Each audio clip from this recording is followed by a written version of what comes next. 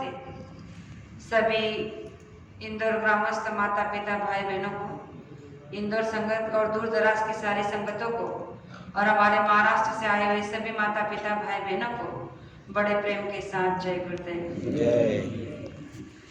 प्रेमियों, ये हमारा आपका बड़ा ही परम सौभाग्य है कि ऐसे भगदड़ भरे समय में आज हम आप अपने संसार से थोड़ा समय निकालकर यहाँ इतने दूर 250-300 किलोमीटर आए हैं अपने खर्चे से। तो यहाँ क्यों आए हैं? कोई मौज मस्ती करने के लिए तो नहीं आए, घूमने फिरने के लिए तो नहीं आए। तो यहाँ पर हम केवल और केवल अपनी आत्मा की कमाई के लिए आए हैं। जो रास्ता गुरु महाराज ने हम आपको दिया है, उस रास्ते पर चलने की क्रिया के लिए आए हैं कि जो रास्ता दिया है उस रास्ते पर अगर हम ज्यादा से ज्यादा समय में बैठेंगे तो अपनी जीवात्मा का अनुभव अभ्यास कर पाएंगे। गुरु महाराज ने तो कहा है कि घर पर बैठकर भी आप ध्यान भजन कर सकते हो, करना चाहिए।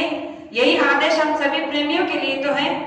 तो यहाँ पर जो ये साधना शिविर लगा है 4 दिन का, तो ये 4 दिवसीय साधना शिविर में हम आप सभी प्रेमी अपने संसार से समय देकर यहाँ पहुंचे हैं, तो हमारा आपका परम सौभाग्य है।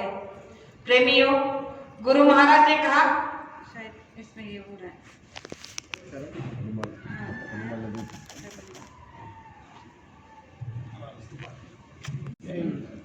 तो गुरु महाराज ने कहा कि आपके लिए साधना ही आपके जीवन को तार सकती है और आपके इस रास्ते पर चलने के लिए आपको साधना के सिवा कोई और उपाय नहीं है।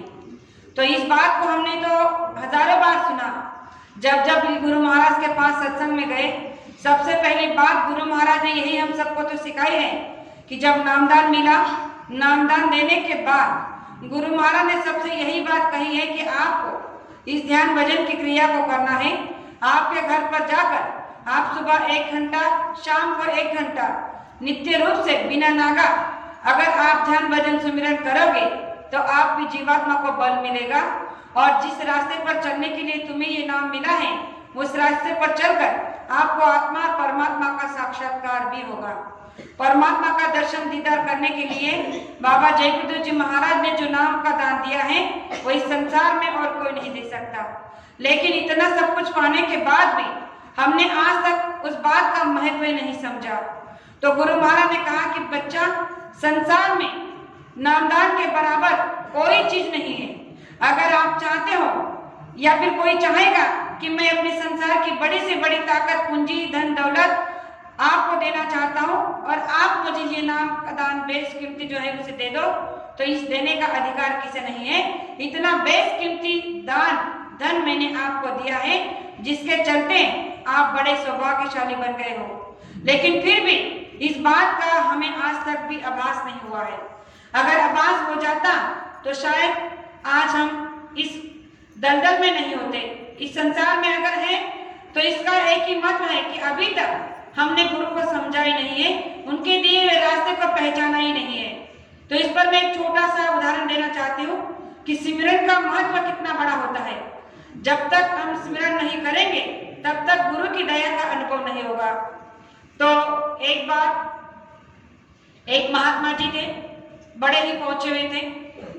उन्होंने अपने बहुत सारे प्रेमियों को अपने नाम के दान बख्शी थी और बराबर वो उन पर दया करते रहते थे, देखते रहते थे कि कौन कितना करता है, कैसे करता है। लेकिन एक उनका प्रेमी ऐसा था जो कभी ध्यान भजन सुमिरन करता ही नहीं था। अब बहुत दिन हो गए, उन्होंने जब देखा कि ये ना भजन करता है, ना ध्यान करता है, ना सुमिरन करता है, तो उन्होंने एक दिन उसे पास बुलाकर कहा कि देखो बच्चा, तुम्हारा 15 दिन के बाद में समय पूरा होने वाला है, यानी कि 15 दिन में तुम्हारा जो है शरीर छूट जाएगा और तुम मर जाओगे।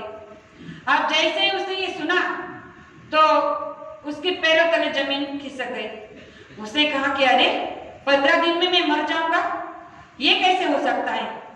तो उन्होंने कहा कि अरे आप इतने बड़े महात्मा हो, आप क्या नहीं कर सकते, आप मेरे पर दया करो और अपनी लेख में मेघ मारकर मेरी जो है मौत मैं अभी मरना नहीं चाहता। तो उन्होंने कहा, अरे मैं ये कैसे कर सकता हूँ, मैं तुम्हारी मौत को नहीं टाल सकता। हाँ, तुम्हें टालने का मौका तो दिया था, जो रास्ता तुम्हें दिया था, अगर उस पर चलकर तुम अपनी मौत से रूबरू हो जाते तो आज ये मरने का डर जो तुम्हारे अंदर है, तुम्हारे चेहरे पर है, ये नहीं होता। मैंने अपने 32 साल के नौजवान बेटे को नहीं बचा सका, तो मैं तुम्हारी रक्षा कैसे कर सकता हूँ, यानी कि तुम्हारी जान कैसे बचा सकता हूँ। रक्षा करने की जिम्मेदारी तो थी और दी भी है, मैंने वचन वादा किया है, लेकिन वादे के अनुसार तुमने वादा खिलाफी कर दी है। अगर जब तुम्हें नामदान मिला था तुमने सच्चे मन से कभी ध्यान भजन सुमिरन किया होता तो मैं तुम्हारी जीवात्मा की जरूर रक्षा करता, लेकिन तुमने कभी भी मुझे याद करने की कोशिश ही नहीं की, तो मैं तुम्हें अब कैसे बचा सकता हूँ। तो इन बातों को सुनकर वो रोने लगा, उनके चरणों में गिड़गिड़ाने लगा। तो उन्होंने कहा कि देखो, अभी भी बात बिगड़ी नहीं है, 15 दिन तुम्हारे पास बचे हैं। अगर तुम चाहो तो इन 15 दिन में तुम अपनी जीवात्मा को जगा सकते हो, अपनी आत्मा का साक्षात्कार करा सकते हो और इस मौत के भय से तुम बच सकते हो। तो उसने कहा कि ठीक है, मैं कोशिश करता हूँ, लेकिन आपकी दया की जरूरत है। तो उन्होंने कहा कि ठीक है, बैठ जाओ। तो उन्होंने कहा कि जो मैंने तुम्हें दिया है वो याद तो है। उसने कहा कि हाँ, याद तो है। फिर कहा कि ठीक है, अगर याद है तो फिर बैठ जाओ साधने पर। जैसे वो एक कोने में साधना में बैठा तो उन्होंने कहा कि अगर याद है तो अभ्यास तो तुम्हें पता होगा कि कैसे करना है। उसने कहा कि क्षमा करना मालिक, मैं भूल गया कि कैसे करना है। उन्होंने कहा कि ठीक है, कोई बात नहीं। और उसके पास जाकर उन्होंने अपना अंगूठा जब उसके माथे पर, यानी जहाँ हमारी जीवात्मा है, जो वेद गुरु महाराज ने बताया है, वहां पर जैसे ही रखा तो वो एकदम से पीछे जैसे गिर गया और दूसरी दुनिया में चला गया। और वहां पर उसने जो नजारा, जो दृश्य देखा, तो वो देखता ही रह गया। और जैसे कुछ समय के बाद उन्होंने अपना अंगूठा को हटाया और वो होश में आकर बैठा, तो उससे उन्होंने पूछा कि क्या था वहां, कैसा था वो देश, देखा तुमने? उसने कहा कि अरे उस देश की क्या बात बताओ, वहां तो ना पाप है, ना छल है, ना कोई गंदगी है, ना बुराई है। वहां पर तो बिल्कुल निर्मल ही निर्मल है, वहां ना झूठ है, ना फरेब है, वहां पर हर तरफ खुशियां ही खुशियां हैं। और मुझे तो वो देश बड़ा भा गया। और अगर आप सच में मुझ पर कृपा करना चाहते हो तो मुझे वापस वही भेज दो। मैं इस संसार में नहीं रहना चाहता हूँ, क्योंकि यहाँ पर पल पल में धोखा है, पल पल में स्वार्थ है, या झूठ फरेब में गंदगी ही गंदगी है, और मैं इस गंदगी में नहीं रहना चाहता हूँ। रोने लगा, बिलखने लगा, कहने लगा कि अभी मैं वापस वही जाना चाहता हूँ, मैं इस दुनिया में नहीं रहना चाहता हूँ। तो उस महात्मा ने उससे कहा कि अरे अभी तुम्हारे पास समय है, 15 दिन के बाद तुम स्वयं वहां चले जाना, फिर यहाँ जन्मना और मरना, इस चक्कर से आजाद ही होना है। इसके लिए 15 दिन का तुम्हें इंतजार करना होगा। और जब इस बात को सुनकर उनके गुरु ने जब उसके मुखारबिंद से सुना तो वो धन्य हो गए। वो रोने लगा, उनके चरणों में गिड़गिड़ाने लगा कि ये तुमने कितने सालों पहले मुझे दिया था। अगर मैं इस बात को जान जाता, इस बात को परख जाता, तो आज मैं कुछ और होता। प्रेमियों, यही दुर्दशा हमारी भी है। गुरु महाराज ने हम आप लोगों को कितने सालों से नामदान दे रखा है। मैं तो जानती हूँ, मुझे तो कुछ साल हुए हैं, लेकिन ऐसे कुछ प्रेमी हैं जो 60, 50, 60 साल से भी नामदानी है, लेकिन आज तक उन्होंने इस बात का अभ्यास ही नहीं किया है। इसीलिए गुरु महाराज ने कहा था कि मुझे एक भी नहीं मिला। मैंने 5 कहा चाहता, लेकिन मुझे एक भी नहीं मिला। क्यों? क्योंकि हमने अभी तक अभ्यास किया ही नहीं। अगर एक बार सच्चे मन से अभ्यास कर लिया होता, ध्यान भजन सुमिरन कर लिया होता, तो आज हमारी भी ये दुर्दशा नहीं होती कि गुरु महाराज कहाँ चले गए, क्यों चले गए, कैसे चले गए, कहाँ आ जाए, कब आएंगे, कैसे आएंगे। क्योंकि इन सभी सवालों का जवाब हमारे ही पास है, लेकिन हमें उन्हें ढूंढने के लिए अपने आप में ढूंढना होगा, अपने आप में अंदर जाना होगा।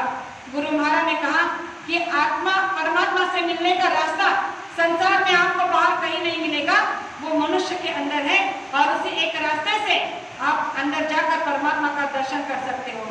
बाबा जय गुरुदेव जी महाराज इस संसार में एक ऐसे महात्मा हमें गुरु के रूप में मिले हैं, जिन्होंने जीते जी परमात्मा का दर्शन हमें इसी मनुष्य मंदिर में कराने का वादा किया है। प्रेमियों, ऐसे संत इस संसार में बहुत कम होते हैं जो कि गुरु महाराज हमारे आपके लिए गुरु बनकर आए। इसलिए आज ही हमारा परम सौभाग्य है कि हम वैसे जैसे वो शिष्य को उनके गुरु ने उसके देश की रचना को दिखाकर उसे जागरूक करा दिया कि स्मरण का कितना बड़ा महत्व होता है, ध्यान का कितना बड़ा महत्व होता है, भोजन का कितना बड़ा महत्व होता है। यही महत्व हम जानने के लिए यहाँ आए हैं।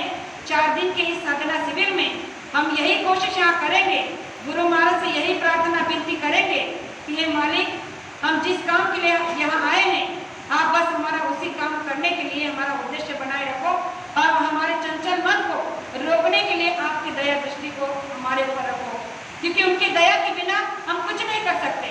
अगर हम ये चाह कर बैठेंगे कि नहीं आज मैं पूरे तन मन से समर्पित होकर पूरे मन को रोककर ध्यान भजन करने की कोशिश करूंगा तो ये कभी नहीं हो सकता, क्योंकि मन हमारे साथ है और मन इतना चंचल और चालाक है कि हमारे अंदर की खूबियों को जानता है और इंद्रियों पर हावी होकर हमारे मंसूबों को नाकामयाब कर देता। इसीलिए बाबा जय गुरु जी महाराज ने कहा है कि पहले साधना पर बैठने से पहले मन को खुश करो। मन से खुश कैसे करना है? उसे ये विनती करना है कि मैं 24 घंटे तुम्हारी बात सुनता हूँ।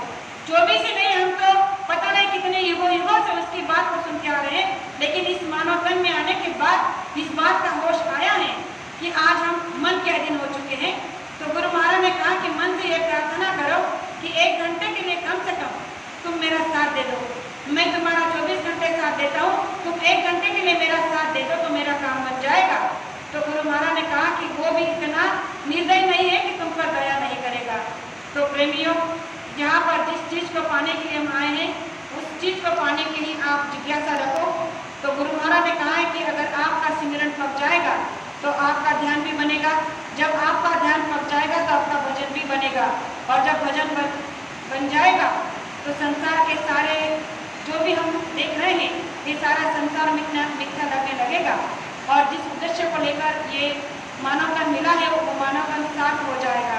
तो इसलिए मैं ज़्यादा कुछ ना कहते हुए आप सभी प्रेमियों से इतना कहना चाहूँगी कि हम इतनी दूर दराज से यहाँ पर इसी काम के लिए आए हैं कि हम अपनी आत्मा को जगाकर परमात्मा का साक्षात्कार कर लें। तो गुरु महाराज से ये दया की भीख मांगे कि मालिक आप इस दया से हमें रूबरू कर दे। ज़्यादा कुछ ना कहते हुए मैंने अभी जो 2 बातें आपके सामने रखी, हो सकता हो कहने में एक खास शब्द ऐसा निकल गया हो जो मुझे नहीं कहना चाहिए था, तो आपकी छोटी बेटी समझ